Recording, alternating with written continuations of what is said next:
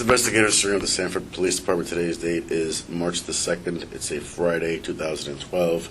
The time is now 11:32 in the morning. We're located at the Sanford Police Station, 815 West 13th Street, City of Sanford, Seminole County, Florida. Present in the room is Investigator Doris Singleton and City Manager. Okay.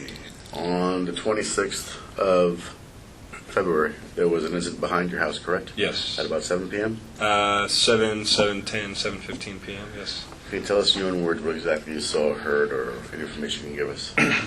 Yeah, me and we were laying on the sofa watching TV about that time. We had the sliding glass door wide open. We have a back porch that is screened in, that is completely locked. We have 3 locks on the door, so you can't really open the back door too easily. All of a sudden, kind of sounded like to the back left of the unit, and it was raining outside, but we heard kind of a scuffle or kind of just ruffling around in the bushes. At the time, we thought it was just a couple of drunk kids kind of just messing around. We kind of got up. We were about to just tell them to, hey, shut up. But then from there, we can kind of hear the tone of the voice kind of was a little more serious. Probably about 20 seconds later, you started to hear more of a kind of tone in the voice, and you can hear how serious the voice was. And at that point, me and made it to the back of the townhome because our sofas are more right to where the sliding glass door is. We made it back to the kitchen, and at that point, it started turning into more of a help, and you can just hear the distress in the voice. In my mind, I was thinking it was somebody getting roughed up or getting jumped by a bunch of people, and somebody was just, one person was yelling help, and it sounded to me like it was a couple people roughing up one person. So that's what I was thinking.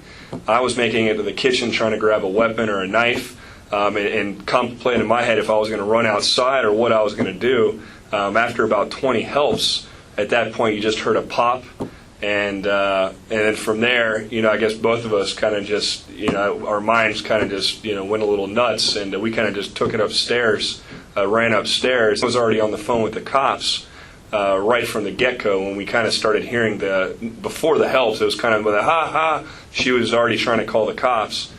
So we went upstairs until we kind of heard people in the background. At that point, I think I heard, somebody saying, "Oh, I've got a gun, I've got a gun. Take my gun away from me." I don't know if it was a cop who was confronting him at that point or if it was a neighbor.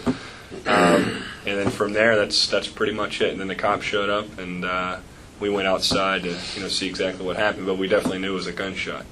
But I guess I couldn't tell who was saying the helps. It's hard to tell which person was saying help or where that was coming from. Okay. And when you went upstairs, you didn't look out?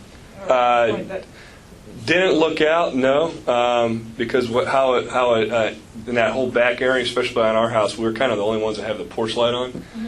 So on the first floor, you can't even look out. Like we all the time we'll hear people out there. We'll go out there with a flashlight and kind of look. That's the only way to kind of look out there because of our back porch light. Mm-hmm. And we've got blinds that go over the screen. So you can't. You got to actually lift open the blinds, those wooden blinds, and kind of take a flashlight. But when you're hearing help and you're hearing a bunch of people, you don't know what's going on. Especially with the string of burglaries we had in the neighborhood. We didn't want to open up a blind and somebody's out there with a knife or a gun. What bushes are you talking about? The ones that were not bushes. No. Our blinds on the back. When you were talking about. You were hearing the stuff when they were in the bushes? Not bushes, but grass. Yeah, ruffling in the grass.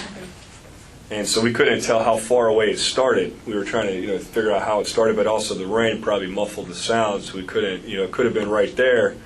And then we started hearing the ha and the help. You can definitely hear that, but we couldn't hear the confrontation or the talk. So when you were downstairs, you never poked your head out to see anything? Or? Well, we were about to, and then we started to hear the distress in the voice. Right when we started hearing ruffling around, we just thought it was a bunch of drunk kids. We were about to just go out there and just tell them to shut up. Uh-huh. But when you started hearing the distress in the voice, you knew it was a little more serious. So we didn't go out there and look. Okay. At that point, I'm trying to think, what do I do? Do I go out there and help this person? Or am I going to get jumped by the people I think that are out there? It sounds like going to right. To me, it sounded like more than one person at first. And even after the shooting, it sounded to me that one person got shot and it was a bunch of people. That's what was going on in my mind at the time. Okay. Where did the sounds initially come from? If you're looking out your back patio? To me, the sounds initially came from the left-hand side. If you're looking out the back patio, it came to the left. So kind of where the sidewalk. Where the sidewalk is like a T, yes. Okay. Yeah, that's where it sounded. That's where I thought it came from. Okay. All right. Good, okay. I'm going to go ahead and conclude this interview. It's now 11:38.